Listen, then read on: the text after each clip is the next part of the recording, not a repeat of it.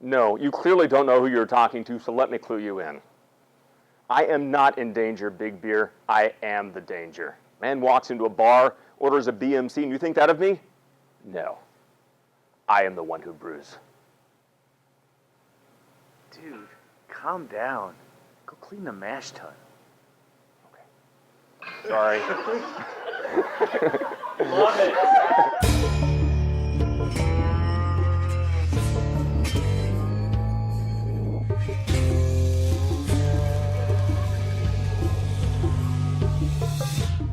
So hey guys, we're back again for another episode of Beer Betties, and we're here at Rabbit Hole Brewery. My name's Tom Anderson. I'm a founder, Rabbit Hole janitor, and the hatter. My name's Laren Cheek. I am the founder, I am the truck driver, and I am the prophet. My name's Matt Morris, founder, brewmaster, janitor. Period. Period. They're kind of the new kids on the block, but they've been making a name for themselves already. But don't worry, unlike the new kids on the block, they're not going to break out in song or do any kind of hard drugs. Instead, they're going to make delicious beer. So why don't you guys tell us, how did you get started? How did the brewery kind of come into fruition? Whose idea was it? Well, you know, we've been friends for many years, and Tom and Matt have been brewing at home for almost 10 years, individually together. I tried to brew. I found out I'm much better at drinking it than I am at making it. So I just kind of jumped on these two guys' coattails and let them brew beer for me. But when we all decided one day that, you know, we were sitting around like three guys at a bar going, hey, we should open a bar, but we were sitting around going, hey, we should open up a brewery. We've been saying that for a while, and then finally Tom's wife walked in and says, just do it or shut up. So we did it. Smart lady.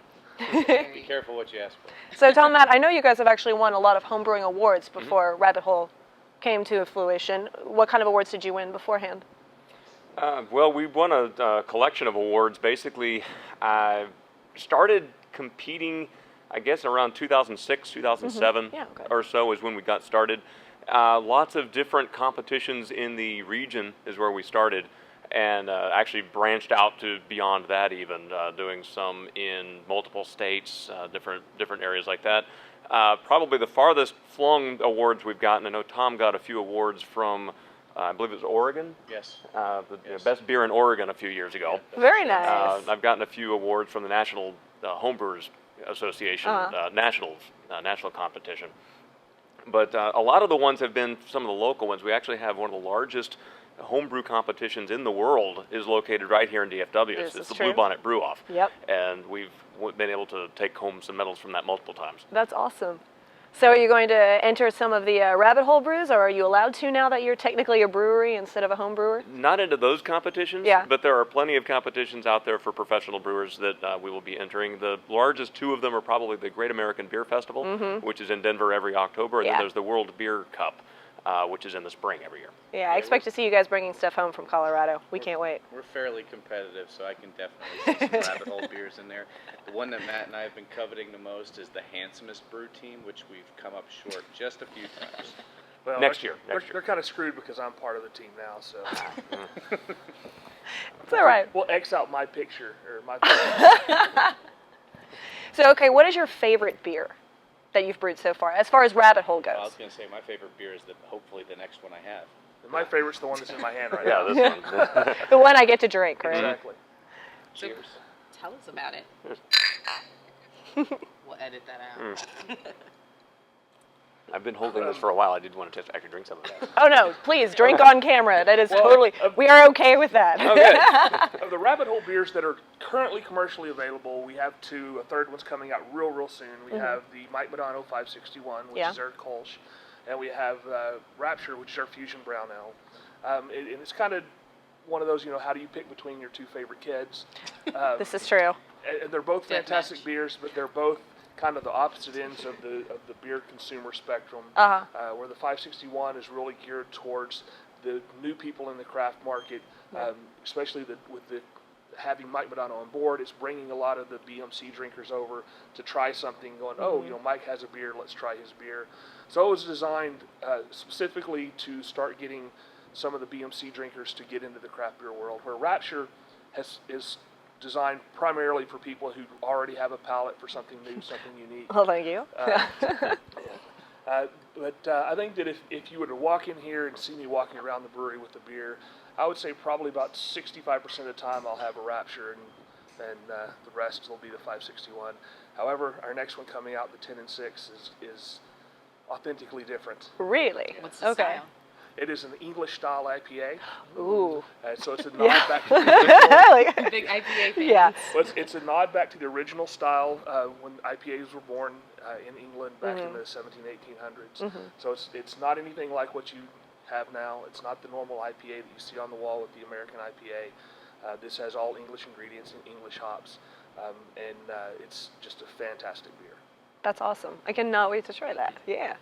Well, okay, how about you tell us a little bit about Mike Madonna? I know he's related to the brewery. He's got his own beer. Tell us how that works. How did Mike Madonna get involved in the brewery? Well, we had an opportunity about 4 years ago as a homebrew club to brew a beer for the famous mineral water company of Mineral Wells. And turns out that she knows Mike Madonna, and so off the cuff I kind of tongue-in-cheek said, next time you see Mike, find out what his favorite beers are, because I was like, hey, I'm gonna brew him a beer. She comes back 10 minutes later and says, his favorite beers are this, this, this, and this. So I file it back and, kind of surprised that Mike Madonna's in the speed dial, but tell Mike through her that I want to do a beer for him. He says, I'm excited. When's it going to be ready? At this point, I had brewed 0 gallons of this. So it was at that point that I basically got to work on something and started iterating on a recipe.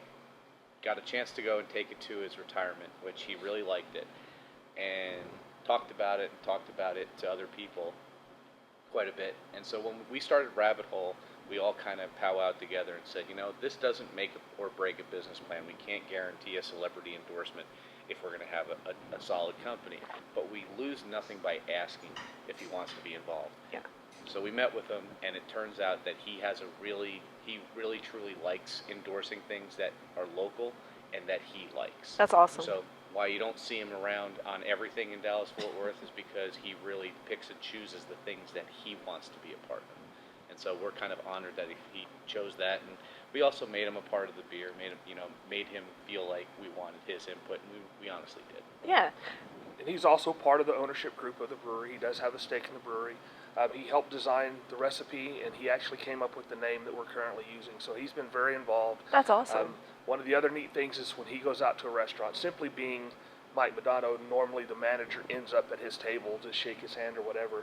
And it's gotten to where Mike will now go out to a restaurant and eat, and when the manager comes up, the first question is, why don't you have my beer on tap? So usually the next day I get a phone call, hey, I'm the manager of this bar, and I think I need some of Mike's beer. So not only is he part of the ownership group, he designed the beer, helped design the beer and helped name it. Now he's actually part of our sales team as well, and he's pushing our beer almost every time he goes out. Yeah, and for the viewers who are not from Texas, I guess explain 561, why that has to do with Mike Madonna. 561 is the number of goals that Mike scored in his career, which is a record for U.S.-born hockey players. The old record was 502, so he's way, way beyond 502. And the next closest active player, I think they said they need 40 goals a year for like the next 6 or 7 years to even get within that. Wow. So it's a record that is not currently anywhere in jeopardy of being broken. Wow, that's impressive. Yeah. So what is your favorite part about being a full-time brewer now? Drinking. Yeah, I guess that's kind of a duh question. A lot of it's just being able to come in and make beer. Yeah. Making beer was a hobby of ours for mine anyway, for 10 years. Now I get to do it for a living, and what can be better than that? Exactly. Except for drinking it. Drinking it, yeah. Drinking it can be better than that, People but I was say doing we have that for a the while best too. job, and they're right, because every morning I do get to come in and sample what's in the fermenter, make sure make sure Quality check. Make sure it's going all right. Make sure it's not going to be something we're going to have to store in a drain. But that's something we're really proud of, is being able to come in and produce beer for people. It's kind of a jazz to go out and talk with people who are enjoying your beer. Right. And to add on to that, one of the cool things about my part of the job is I do get to meet a lot of the people out there in the bars drinking our beer. And it's real exciting to see people consuming our beer that's just as excited about craft beer as we are. They're just as excited about telling their story as we are. And that's kind of the whole focus of Rabbit Hole is let's go down this rabbit hole together. And it's fun watching people at the bars and the restaurants around the DFW Metroplex willing to go on that journey with us. Yeah. That's awesome. Okay, so we've hit that end of the spectrum. So what's the worst part of being a brewer? Cleaning the mash tun. Yeah. I was going to say, I wish that the people drinking our beer was excited about cleaning the mash tun. I'm the one who has to crawl in there every time. Where is the video of that? Where is the video of that? I think we've made that one yet. Yeah, there you go. Maybe you can have a call out for volunteers to clean the mash tun for Those who beer. want to clean the mash tun, it's volunteers@rabbitholebrewing.com. You get free beer, yay! He didn't say that. Oh. I didn't say that. You get a pat on the head. There you go. Yeah. High five. I might see my way of giving them a beer or two. Yeah. There you go. It's Maybe. worth it. Well, cool. All right. If they clean it really If well. they clean it well. If they clean it, yeah, you have to do a good job. That's Yeah. part of the stipulations. So I understand you guys have a new member to your team. We do. So I wanted to hear a lot about that. Well, one of the things when we first started, our business plan was we were going to try to run everything ourselves, just the three of us. We divvied up the job responsibilities, and one of the things that fell onto my plate was both sales and distribution. And I learned really, really quickly on that I just physically can't do both. Yeah. I can't make a sales call when I'm driving, down 35 or across 635 in traffic or whatever with a truck full of beer. And so we sat down and we talked about, what part do I need to give up and how do we need to give that up? It came across to us that Tate was currently looking for a job. I know he had a lot of experience with that. Tate and I have been friends for a long time. And so Matt, Tom, and I sat down and said, let's give him a shot and bring him in. And so that's taken a lot of the sales off of my plate. That's allowed me to do a lot of other things that need to be done around the brewery. And so we brought in Tate. Awesome. Well, we definitely love Tate here at Beer Betties as well, so we're excited to see that. Well, thank you guys so much for having us in your brewery. This looks incredible. And you guys, if you get a chance, come out here. When are your tours? You guys are having tours now, right? Yeah, Saturdays from 12 to 4. Okay. Every Saturday. All right. Saturdays from 12 to 4, $10. $10 at the door. You get to take a pint glass home, and you Ooh. get three tastings. And if 3 is not enough, we do have the option of selling you another tasting at $3.50 a pint. That's not bad. And they have an outside beer garden that they just made. It's beautiful. So make sure to come out here to Justin and try it out. And cheers, you guys. Cheers. Cheers.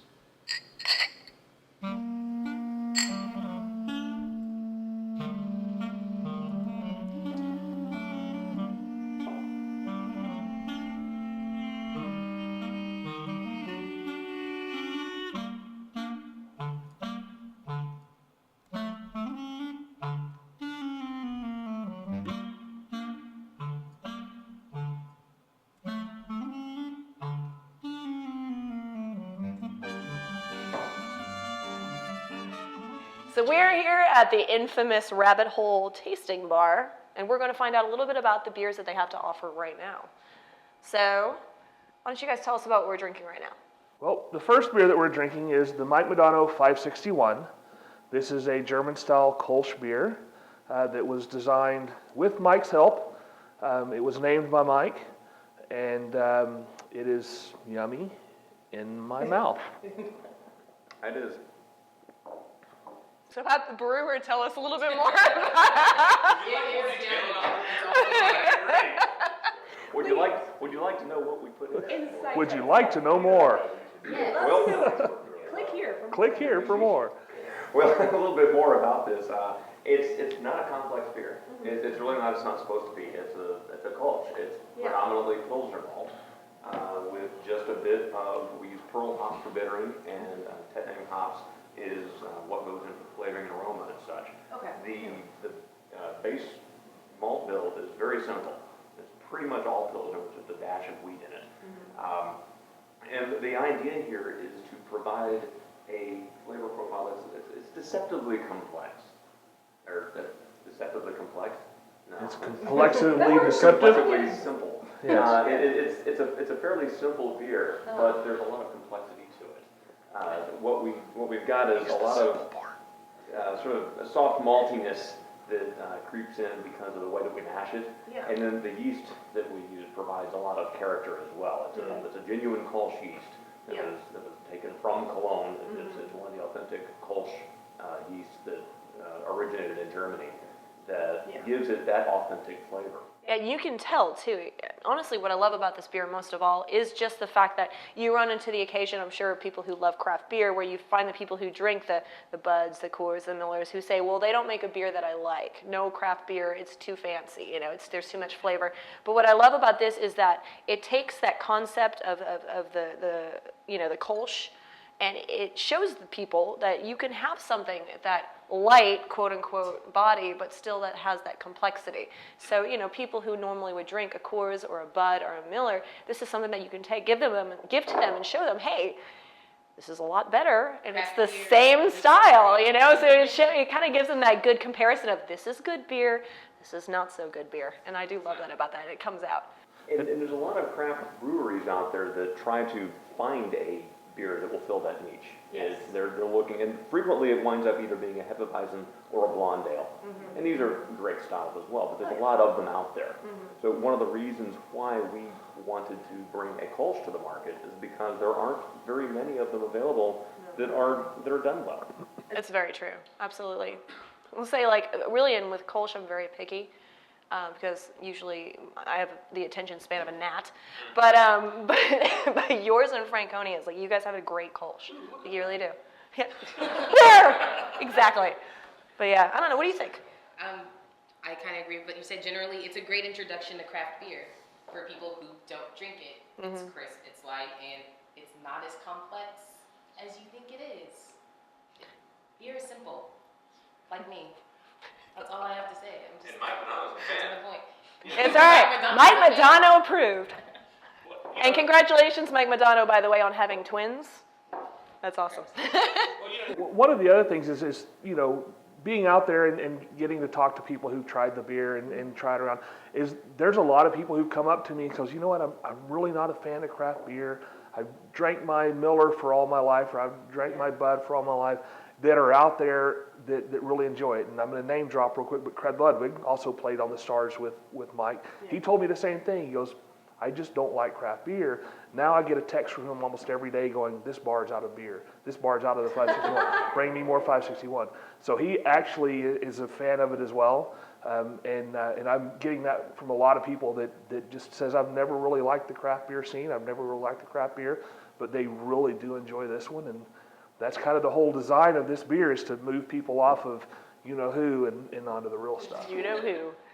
Yeah, I really do like the fact that you guys really put a lot of thought into your marketing with that. I mean, because you started out with something that's not only going to really, kind of give you the publicity that you want, but also kind of bring new people into the craft beer fold, which is a great mix. Not many people think of it on that level, and that's very commendable. I like it. So, yeah. All right. Well, I'm ready to try something new. We might want to chug this. Cheers, guys. Cheers. Are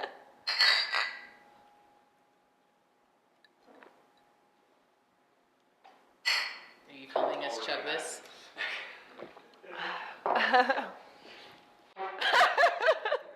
All right, we're here for beer number 2. This is called the Rapture. So tell us about the Rapture. Okay, I think we will. We're pouring Rapture right now. Rapture is a fusion brown ale. It's an American-European fusion brown ale. And actually, it's one of the reasons I was very attracted to Rabbit Hole and joining the team was when I had this, I was really impressed. Because it looks super dark, but it's got a very nice kind of medium, lighter body than you're going to think just by looking at the color. Yeah. But then you get all these other characteristics. But that's just my opinion. Let's ask the expert. Tell us a little bit more about what you're brewing here. Which, by the way, if we could just get a shot of the amazing vest that he's wearing right now. It's incredible. The brew metal vest. The brew metal vest. Yes, brew is metal. epic. And it has Barney on it, which it's is like awesome. a new religion, I think. No, the Rapture Fusion Brown Ale, I call it a English brown ale brewed with an American attitude. On our when we went up to East Side, I was told that it was better than sex. That is not a statement that is not covered by the FDA. Not currently, but it's being looked into. It is being looked in. It's being investigated. No, this is. It really is an English an English brown ale with an American attitude, pump it up in a couple of ways, but really keep the toasty, nice malt backbone of a good English brown. Something that we don't see a lot. A lot of browns come out in a little bit of a disrespected style. We get a lot of pale ales with food coloring. We get a lot of, a lot of overly hopped beers, which you want some hops in this beer, but you definitely want to showcase the malt. So I mean, this is really all about a nice malt backbone and then some nice northwestern hops in order to finish it out and give a little bit of an American zing to it. I pick up a little bit of citrus. I think this comes from some of the Pacific hops that are Yeah. used in here. Yeah, it's a combination. I even, the toastiness is definitely there, but a slight coffee finish. What other notes are you kind of picking up? I always tell people, think about toasted bread. Yeah. And take that nice brown stuff that comes when you're right out of the toaster, scrape it off and smell it. That's what this smells like to me. A lot of people get the coffee, and that's a little bit darker, and it's definitely there, but I get a just nice, real strong toasty malt flavor. By the way, you're ingested when you can hear the train drive by. Once an hour. Once an hour. You can like time your watch by it. No, and I agree with you on that. Like when I drink this, what I think of, and bear with me on this, but I think Nutella on burnt toast, and then I think a shot of espresso next to it. That's how I view it. And yeah. Different from the espresso, though, I think it cleans up nicely, and Oh, that it was does. really important to us. Was something that, although it's a dark beer, we hear people say all the time, I don't like dark beers, but I leaves the really taste like in your this mouth. Yeah. this Rapture, and that was important. Something that you can go into a bar, you want to have more than one of, and then say I'm done, whether it be for alcohol reasons or just how strong the finish is. Yeah. This should be a nice light finish, medium mouthfeel and a light finish that makes you want to come back and experience the Rapture again. And you did a great job of it. It doesn't linger on the back of your tongue. It stays more towards the tip, and when you're finished with it, you're finished with it, and you can move on to something completely new, and go on to a different beer, and it's not going to, in a way, mess with the experience of trying something afterwards, which is great. It's kind of like having good beer manners, right? Mm-hmm. Yeah. And that is definitely what she said. Well, and also, I've definitely had a lot of dark beers, and this is on the color scale of dark, on the darker end of the spectrum, but it's 5.5%. You can drink several of them. It doesn't tire out your palate, and that's something that I find I'm not going to say drinkability because I think it's trademarked. See what I did there? Go for it. I said I'm not going to say it Go because it's for it. trademarked, and I said it to not say You're it. so sneaky. Yeah, I know, right? Africa. But nobody's going to get that. Inside right? joke. Inside joke. Moving on. So what I enjoy about it is that I can have several of them, not get too drunk because it's only 5.5%, and then I can move on to something else, or I can keep drinking Rapture all night long until the Rapture. Till the Rapture. Just Rapture, so till the Rapture. And that was the intent. At least this Rapture's guaranteed. Oh God, we're gonna get some messages She on put that on the one. glass. This Rapture. Rapture guaranteed. Very nice. Now, one of the cool things about the two beers that we currently have, we do have another beer coming out that we talked about earlier, but we can also take these beers and do something with them. So Yeah! if you'll kindly scull 30% of that beer, All right. 15, 20, Is it good? 25, 30%. Yes, Is that's it good. dirty? Yep. It's almost 50-50.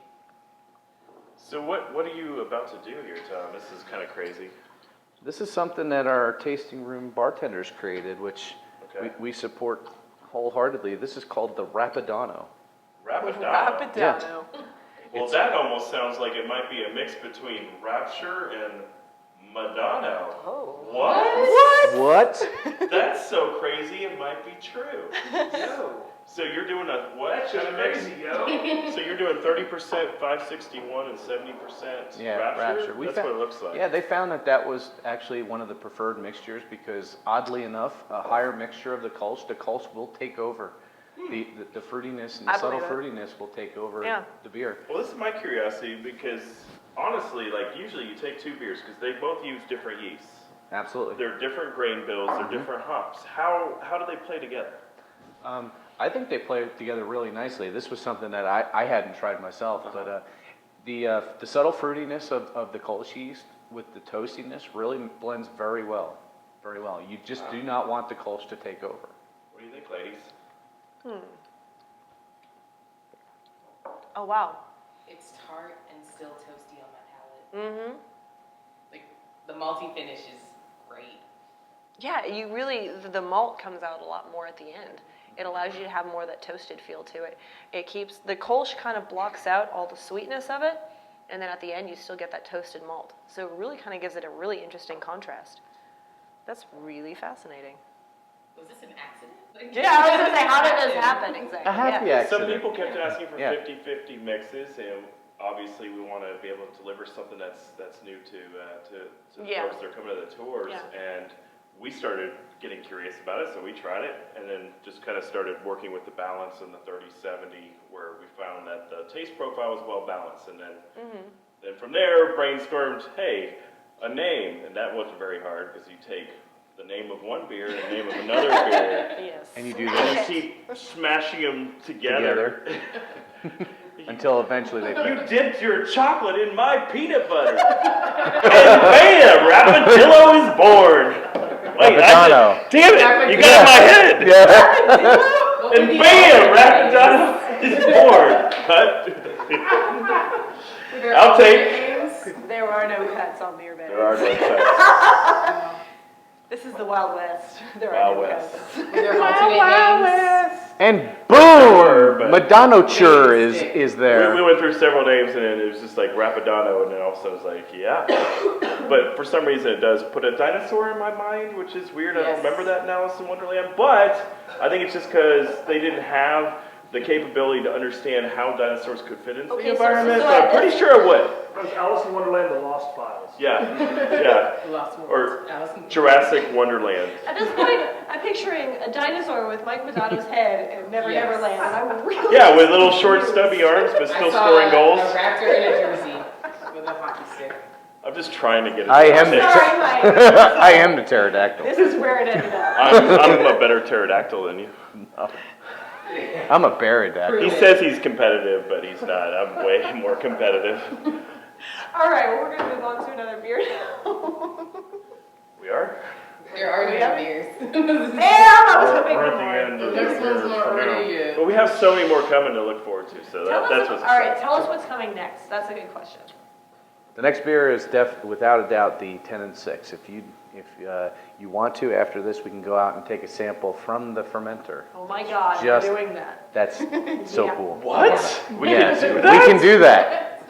No, it's And the then 10 we're going and to have a 6. beer called Rapadano 6. No. Sex? Sex Six. Rapadano. Six. Six Rapidados. Sixy The Rapadano.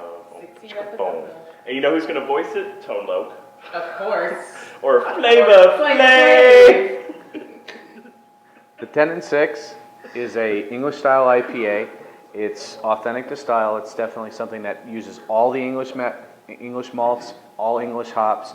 The water is from the United States because it's extremely expensive to bring water over from England to brew. And who But- really wants to, honestly, at that point? Well, I have to, that's a disclaimer when, just to make sure that when we say it's an English style Of course. IPA. But Yeah. this gives a stark contrast to something, American IPAs have become basically a arms race of who can put the most Northwestern hops into pale ales.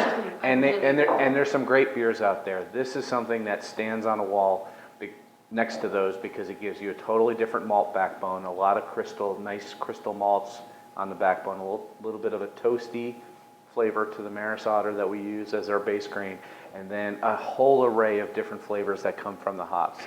Black currants, a slight grassy, more earthy feel to the hops rather than a citrusy feel that comes from the Northwestern hops. And I honestly believe that this is going to be a great break from what you were talking about, the kind of hops race, where people are literally just overdoing it on the hops. I mean, there's some great IPAs out there. And the American IPAs, I'm not going to dig them. There are some great American IPAs out there, but there are some people that are not putting the love and attention that is necessary in a hoppy beer, and it's very obvious. So I'm really looking forward to trying the 10 and 6.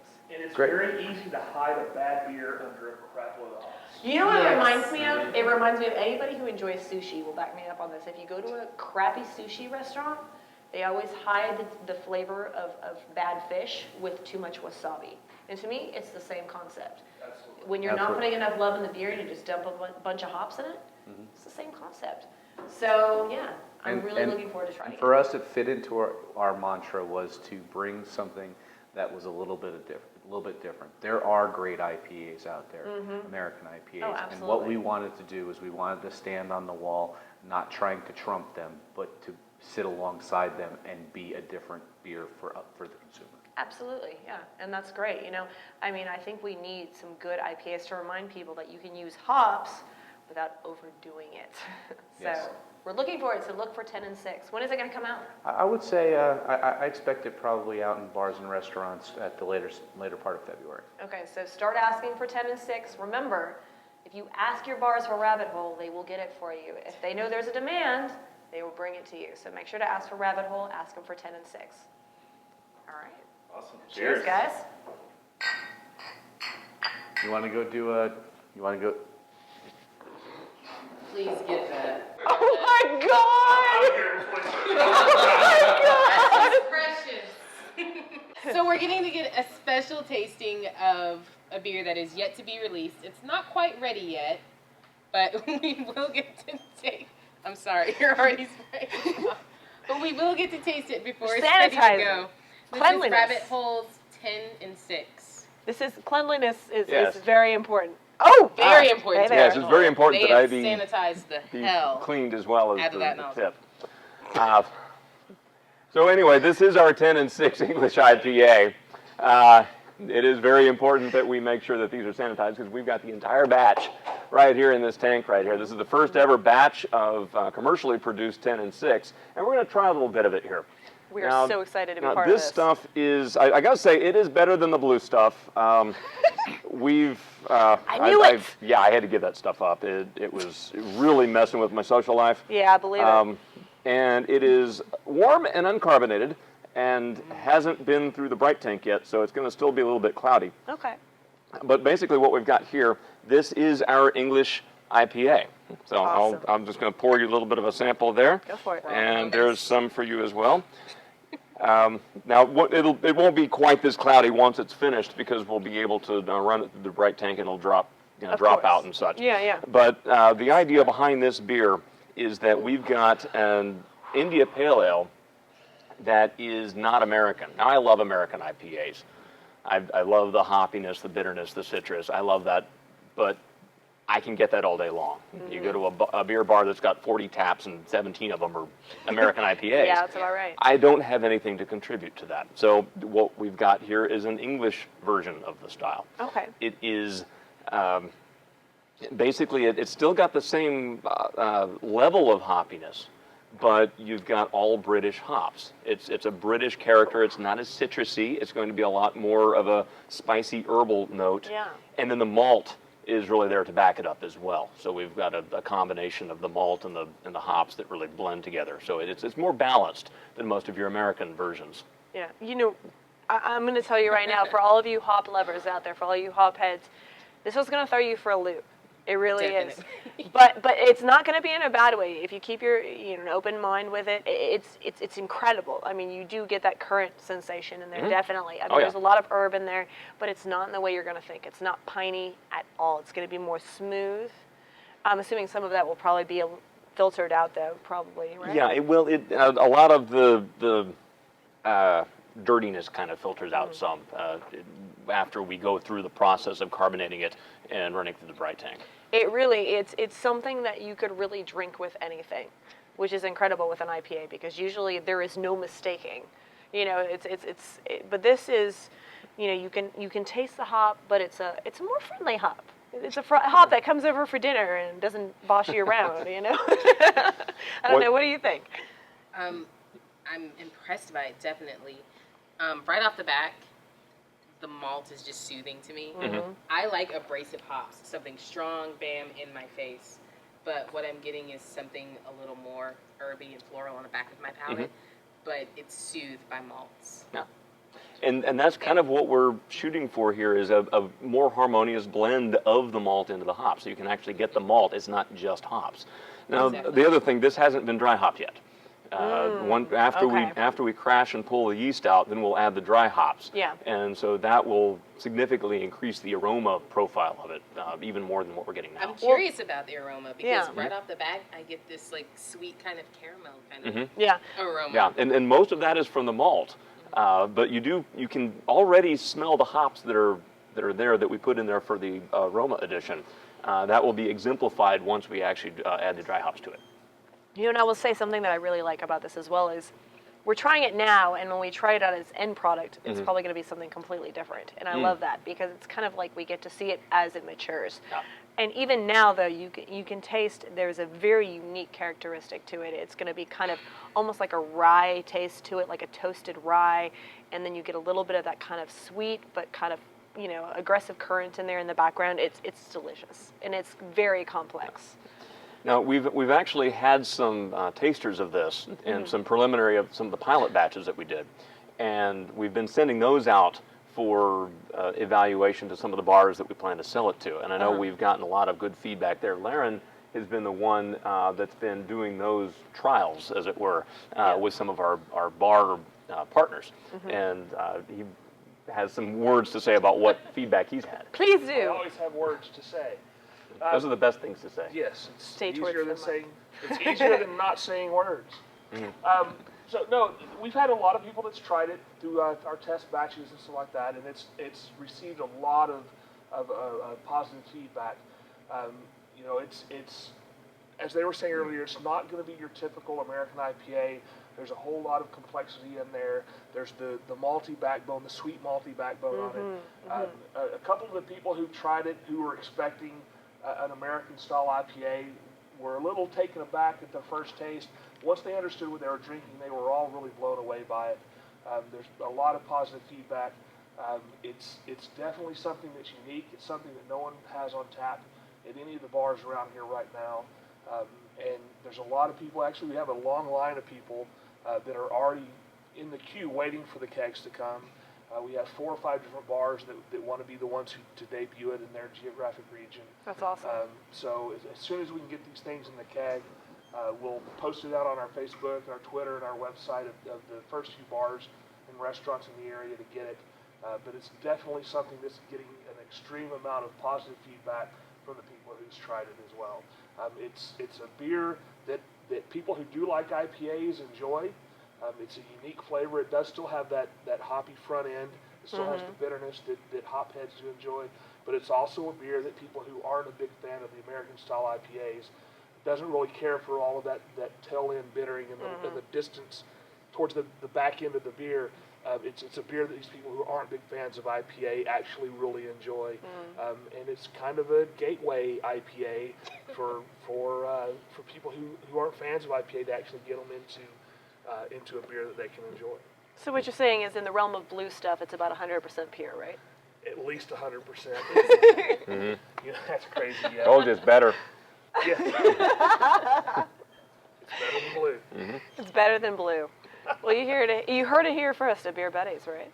Now, and I will say, like, if I had to rate this right now, if I was tasting this, I would give it a 6 out of a 6-pack. This is something that if you do find it at whatever your local pub is, make sure to try it because it's going to have a characteristic that you're not used to. It's going to broaden your horizons, and it's a great flavor. So look for it in a few months. All right. Thanks. Yeah. Cheers. Cheers. I need more. I already drank mine. Sorry. I can't wait till this is finished. Say my name. Say my name. Beer Betties, bitch. You're damn right.